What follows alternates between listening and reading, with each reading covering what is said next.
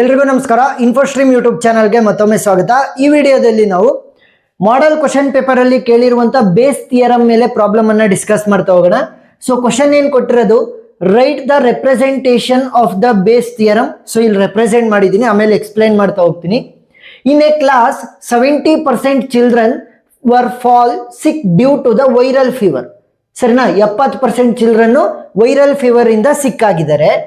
Next 30% due to the bacterial fever. Viral fever ಇಂದ 70%, bacterial fever ಇಂದ 30%. Next, the probability of observing the temperature for the viral fever is 0.78 and for bacterial is 0.31. ಅಂತಂದ್ರೆ ಇವಾಗ ನಮಗೆ fever ಬಂದಿದೆ ಅಂತಂದ್ರೆ ನಮಗೆ body temperature ಜಾಸ್ತಿ ಆಗುತ್ತೆ ಅಲ್ವಾ. ಸೊ ಆ ತರ ಪ್ರೊಬ್ಯಾಬಿಲಿಟಿಯನ್ನ ಕೊಡ್ತಾ ಇದ್ದಾರೆ.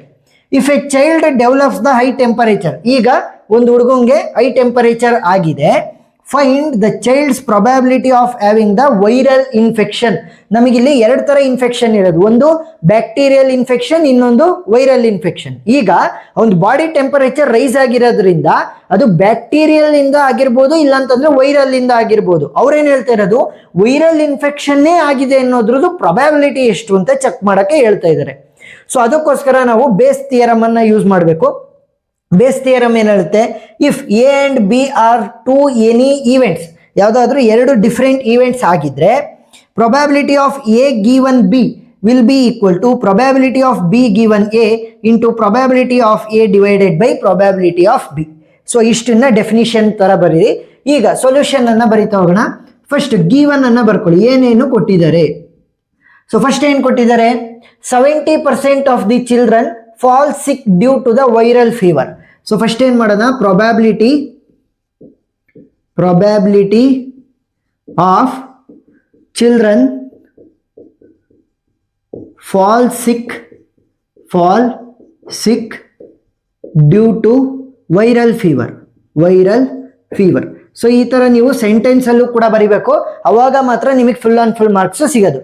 ಸೊ ಎಷ್ಟಾಗುತ್ತೆ, ಸಿಂಪಲ್, ಪ್ರೊಬ್ಯಾಬಿಲಿಟಿ ಆಫ್ ವಿ ಅಂತ ತಗೊಳ್ಳೋಣ. ಪ್ರೊಬ್ಯಾಬಿಲಿಟಿ ಆಫ್ ವಿ ಅಂದ್ರೆ ವೈರಲ್ ಫೀವರ್ ಇಂದ ಆಗಿರುವಂತದ್ದು ಅಂತ. ಎಷ್ಟು, 70%. ಸರಿನಾ. ಸೊ ನನಗೆ ಪ್ರೊಬ್ಯಾಬಿಲಿಟಿ ಅಲ್ಲಿ ಬೇಕು, ಅವ್ರು ಕೊಟ್ಟಿರೋದೇನು ಪರ್ಸೆಂಟೇಜ್ ಅಲ್ಲಿ. ಯಾವ ರೀತಿ ಕನ್ವರ್ಟ್ ಮಾಡೋದು, very simple, 70 hole divided by 100 ಮಾಡಿ, ವ್ಯಾಲ್ಯೂ ಏನಾಗುತ್ತೆ 0.70. ಸೊ ಪ್ರೊಬ್ಯಾಬಿಲಿಟಿ ಎಷ್ಟು, 0.70.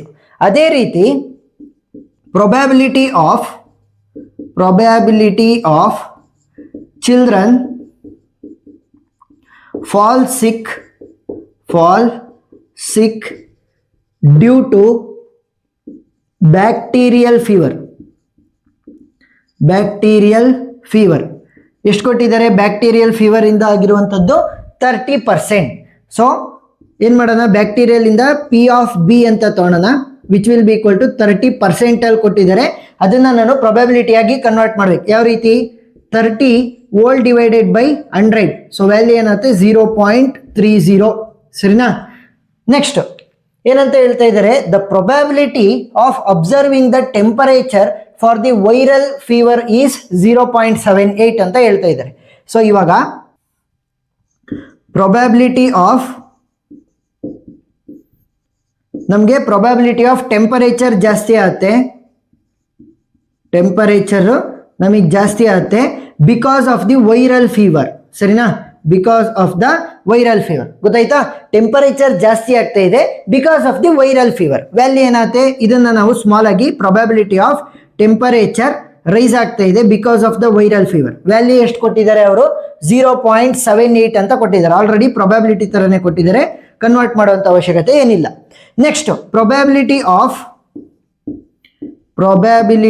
Of temperature will rise due to the bacterial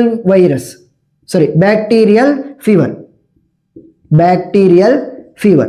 So probability of temperature will rise because of the bacterial fever. So value ಏನಂತ ಬರೀಬಹುದು ನಾವು, 0.31 ಅಂತ ಬರೀಬಹುದು, 0.31. ಈಗ ಅವ್ರು ಏನ್ ಕೇಳ್ತಾ ಇದ್ದಾರೆ, ಈಗ ಒಂದು ಚೈಲ್ಡ್ದು ಟೆಂಪರೇಚರ್ ಜಾಸ್ತಿ ಆಗ್ತಾ ಇದೆ ಅಂತ ಅಂದ್ರೆ ಕಂಡೀಷನ್ ಕೊಟ್ಟಿದ್ದಾರೆ, ಟೆಂಪರೇಚರ್ ಈಸ್ ಗೋಯಿಂಗ್ ಅಪ್ಸೈಡ್. ನೋಡಿ, ಎ ಗಿವನ್ ಬಿ ಅಂತಂದ್ರೆ ಈಗ ಬಿ ವ್ಯಾಲ್ಯೂ ನನಗೆ ಸಿಕ್ತು, ಏನು, ಟೆಂಪರೇಚರ್ ಜಾಸ್ತಿ ಆಗ್ತಾ ಇದೆ. Find the child's probability of having the viral infection.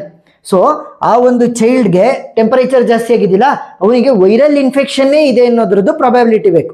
So A given B ನನಗೆ ಬೇಕಾಗಿರೋದು. ಸೊ ಇವಾಗೇನು ವೈರಲ್ ಇನ್ಫೆಕ್ಷನ್ ಗಿವನ್ ಏನು ಕೊಟ್ಟಿದ್ದಾರೆ, ಹೈ ಟೆಂಪರೇಚರ್ ಇದೆ. ಸೊ ನಾನು ಕಂಡುಹಿಡಿಬೇಕಾಗಿರೋದು ಪ್ರಾಬಬಿಲಿಟಿ ಆಫ್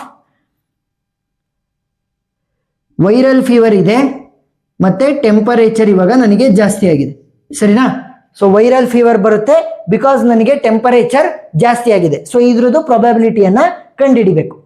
ಸೊ ಇಷ್ಟಾದ್ಮೇಲೆ ಇಲ್ಲೇ ಕಂಟಿನ್ಯೂ ಮಾಡ್ತಾ ಹೋಗಿ, ಸರಿನಾ. ಸೊ ನಾನು ಇಲ್ಲಿ ಬರಿತಾ ಹೋಗ್ತೀನಿ, ಇದನ್ನ ಬರೆಯುವಂತ ಅವಶ್ಯಕತೆ ಇಲ್ಲ, ಸ್ಟಾರ್ಟಿಂಗ್ ಬರ್ದಿರ್ತಿರಲ್ಲ ಸಾಕು. ಈಗ ಎ ಜಾಗದಲ್ಲಿ ಏನಿದೆ ವಿ ಇದೆ, ಬಿ ಜಾಗದಲ್ಲಿ ಏನಿದೆ ಟಿ ಇದೆ. ಸೊ ಅದ್ರ ಪ್ರಕಾರ ಸಬ್ಸ್ಟಿಟ್ಯೂಟ್ ಮಾಡ್ತಾ ಬನ್ನಿ. P of V given T will be equal to probability of T given V, probability of V whole divided by probability of T. So ನೋಡಿ, ಎ ಇರುವಂತ ಜಾಗದಲ್ಲಿ ವಿ ಇದೆ, ಬಿ ಇರುವಂತ ಜಾಗದಲ್ಲಿ ಟಿ ಇದೆ. ಸೊ ಅಲ್ಲಿಗೆ ಸಬ್ಸ್ಟಿಟ್ಯೂಟ್ ಮಾಡಿ. ಈಗ ನೋಡಿ, P of T slash V ಅಂತಂದ್ರೆ temperature will rise because of the viral fever. So ಅದ್ರದ್ದು ವ್ಯಾಲ್ಯೂ ನಮಗೆ ಗೊತ್ತಿದೆ ಎಷ್ಟು, 0.78 into probability of the viral fever ಎಷ್ಟಿರೋದು 0.70, ಸರಿನಾ. ಅದಕ್ಕೋಸ್ಕರನೇ ಪ್ರಾಬಬಿಲಿಟಿ ಕನ್ವರ್ಟ್ ಮಾಡ್ಕೊಂಡಿರೋದು, divided by probability of temperature. Probability of temperature value ನನಗೆ ಗೊತ್ತಿಲ್ಲ. ಸೊ ಇವಾಗ ಪ್ರಾಬಬಿಲಿಟಿ ಆಫ್ ಟೆಂಪರೇಚರ್ ವ್ಯಾಲ್ಯೂನ ಕಂಡುಹಿಡ್ಕೊಳ್ಳೋಣ. ಇದಕ್ಕಿಂತ ಮುಂಚೆನೇ ಕಂಡುಹಿಡ್ಕೋಬಹುದು, ಇಲ್ಲ ಅಂತಂದ್ರೆ ಇಲ್ಲೂ ಕೂಡ ಕಂಡುಹಿಡ್ಕೋಬಹುದು. ಸೊ ಅದನ್ನ ನಾನು ಇಲ್ಲಿ ಅಳಿಸ್ಬಿಟ್ಟು ಬರಿತಾ ಹೋಗ್ತೀನಿ, ಸರಿನಾ. ಸೊ ಇಲ್ಲೇ ತೋರಿಸ್ತೀನಿ ನೋಡಿ. ಪ್ರಾಬಬಿಲಿಟಿ ಆಫ್ ಟೆಂಪರೇಚರ್ ಅನ್ನ ಯಾವ ರೀತಿ ಕಂಡುಹಿಡಿದು, very simple. Probability of temperature rice because of the viral fever. Temperature rise because of viral fever into probability of the viral fever plus probability of the temperature rise because of the bacterial fever into probability of the bacterial fever. ಗೊತ್ತಾಯ್ತಾ ಯಾವ ರೀತಿ? probability of temperature rise due to the viral fever into probability of viral fever plus probability of temperature rise because of the bacterial fever into probability of the bacterial fever. So values ಏನಿದೆ, probability of temperature rise because of viral fever is 0.78 into probability of viral fever ಎಷ್ಟಿರೋದು 0.70 plus probability of temperature rise because of the bacterial fever ಏನಿದೆ 0.31 into probability of the bacterial fever ಏನು ಕೊಟ್ಟಿದ್ದಾರೆ 0.30.